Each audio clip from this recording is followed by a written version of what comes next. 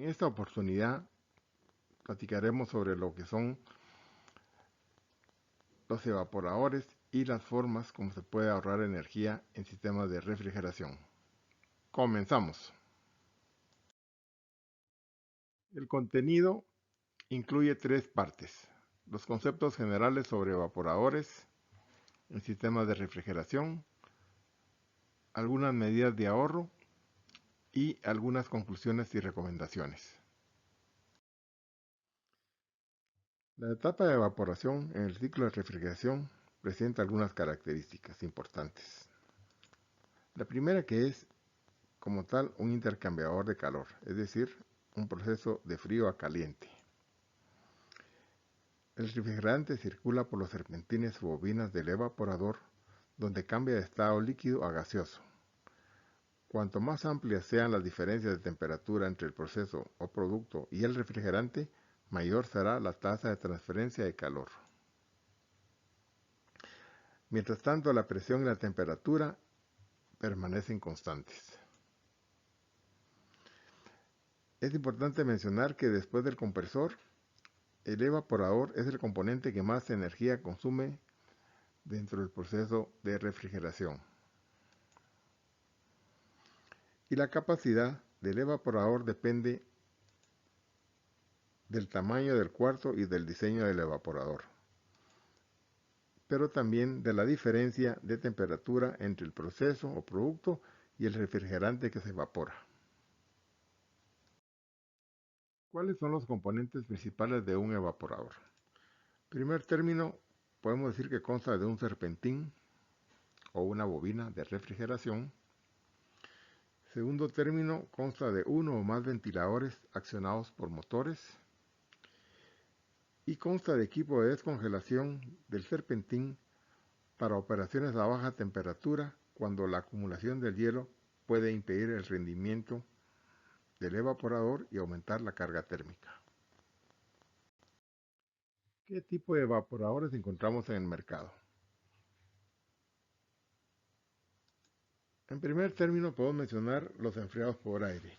Estos utilizan serpentines en el ventilador y el aire es movido por estos ventiladores hacia el serpentín para enfriarlo. Utiliza por lo general un defroster de gas, sobre todo en temperaturas menores a 32 grados Fahrenheit.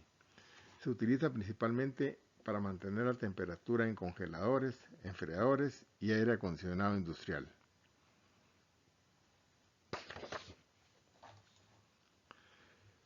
El segundo tipo son los enfriados por líquido. Son intercambiadores de calor de enfriadores de líquidos. Los tipos más comunes encontramos los siguientes: de carcasa y tubo, de placa y marco, tal como se muestra acá en la imagen a continuación, de película descendente y de superficie raspada. Siempre que se opera con evaporadores es importante mencionar el tema de la descongelación o el defroster. El propósito del defroster es prevenir el hielo o escarcha que se forman los serpentines del evaporador. Siempre que se tenga que operar en o por debajo del punto de congelación y aún en algunos casos con temperaturas más altas, la temperatura del serpentín puede caer por debajo del punto de congelación y formar escarcha. Esta condición es muy frecuente en ambientes de humedad o bien con filtraciones de aire húmedo exterior. Por consiguiente, es importante controlar el funcionamiento de estos defroster. ¿Pero por qué? Primero que todo, la acumulación de escarcha incrementa la carga térmica. Y también porque la mayoría de los métodos de descongelación aumentan las cargas de refrigeración al agregar calor al espacio refrigerado. Es importante mencionar que la acumulación de escarcha va a depender de muchos factores, principalmente los índices de infiltración de locales, así como también la humedad del producto almacenado y la humedad del ambiente. Antes de entrar en detalle en cómo mejorar la eficiencia energética de los evaporadores, es importante mencionar los diferentes métodos de descongelación o defroster disponibles. En primer término podemos mencionar el descongelamiento por aire. Este es muy simple. Los ventiladores del evaporador permanecen encendidos para derretir la escarcha cuando se apaga el refrigerante. Esto se debe usar cuando la temperatura del espacio refrigerado está por encima de los 32 grados Fahrenheit y tiene la ventaja que no agrega calor al espacio refrigerado. Por tanto, es el tipo de descongelación más eficiente.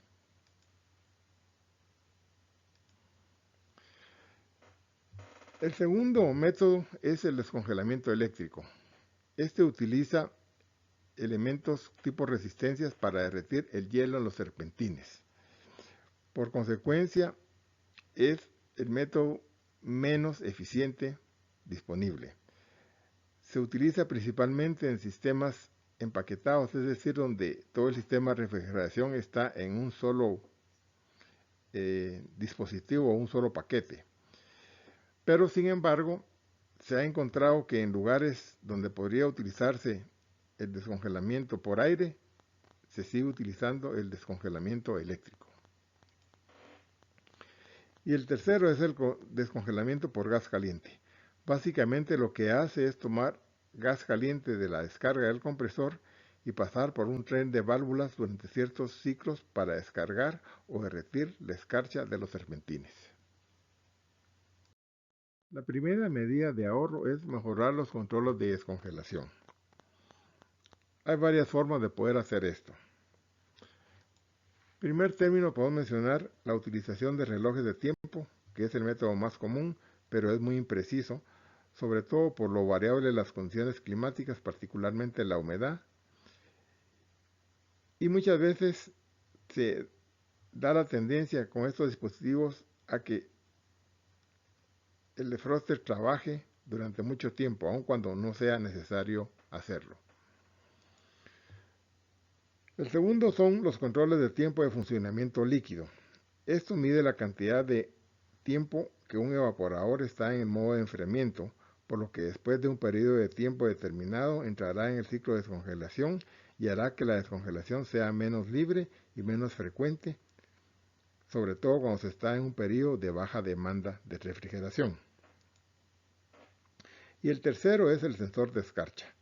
Este mide la acumulación de escarcha directamente para iniciar y detener el ciclo de descongelación o defroster. Probablemente es la mejor opción en términos de control, pero obviamente es un poco más costosa. Se utiliza sobre todo en sistemas grandes y también con evaporadores grandes. Lo importante de esta medida es que si esto se maneja de una manera adecuada, el ahorro puede llegar hasta cerca de 3% de la energía consumida en el sistema de refrigeración. La segunda medida es la utilización de variadores de velocidad en los ventiladores del evaporador. En este caso, el ventilador va a operar proporcionalmente a la carga. Es decir, que a cargas pequeñas se moverá despacio y a cargas grandes se moverá un poco más rápido. Es importante tomar en cuenta que pequeñas variaciones en la velocidad reducen grandes cantidades de potencia y por tanto de energía. Un tercer elemento es también que el calor del motor se reduce, con lo cual la carga térmica también se va a reducir. Otra medida de ahorro se refiere a ciertas consideraciones que se deben de tomar en cuenta durante el diseño de la instalación. Obviamente es importante que se incluya descongelación automática y que funcione en relación a la demanda de la carga. También es importante instalar drenajes para eliminar los materiales o elementos no condensables del evaporador. Es importante también utilizar válvulas de expansión electrónica, sobre todo en unidades pequeñas. Siguiendo con las consideraciones en el diseño, también es importante aumentar la presión, y en este caso la temperatura, del evaporador y que flote cuando la demanda sea baja. Es también importante que la instalación sea diseñada para que su mantenimiento sea muy accesible. Y también es importante que los ventiladores que se utilicen sean grandes. Tomamos en cuenta que cuando un ventilador es grande, va a circular a menor velocidad y por tanto va a generar menos calor. Una cuarta medida es seleccionar un evaporador más grande. Es importante recordar que el tipo de evaporador depende de la aplicación, pero su tamaño va a depender del diseñador del sistema. Un evaporador más grande no solo incrementa la temperatura de la evaporación, sino también reduce el hielo formado en los enfriadores o la escarcha, el tamaño del compresor requerido, es decir, que se va a poder utilizar un compresor que utiliza menos energía, y también la tasa de compresión y por tanto su desgaste va a ser mucho menor.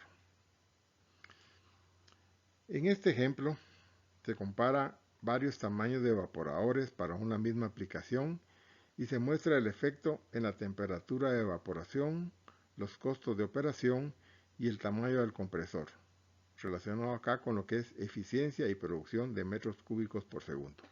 Como ven, en la flecha verde se indica el compresor más grande, que va a ser más eficiente respecto a los adicionales que se muestran en la tabla. Otra medida muy importante es el mantenimiento al evaporador. Es importante revisar que los ventiladores estén funcionando, limpiar los serpentines, comprobar que los drenajes de las bandejas no tengan hielo ni obstrucciones y revisar la cantidad adecuada de refrigerante.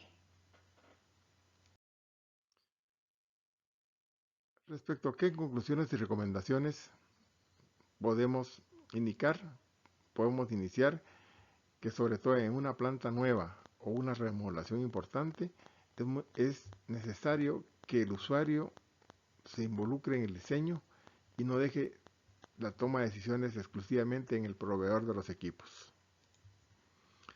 Una segunda recomendación es también que es importante dimensionar el evaporador para la aplicación requerida. Sin embargo, recordemos que a mayor tamaño, mejor será el rendimiento. Aquí es muy importante tomar en cuenta el aspecto de costos o de inversiones.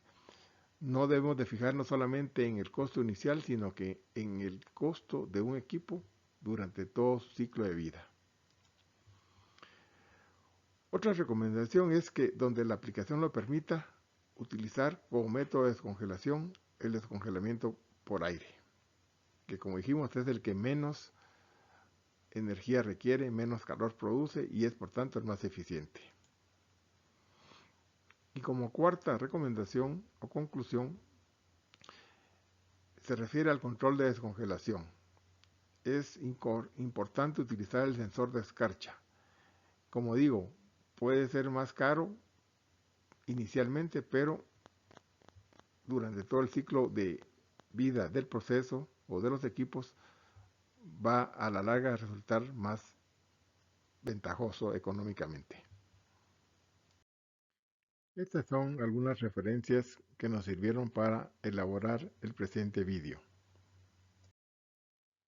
Hasta aquí llega este vídeo. Esperamos continúen con nosotros en las siguientes entregas. Agradecemos su atención y también sus comentarios o preguntas que nos pueden enviar al mail que se muestra en la misma.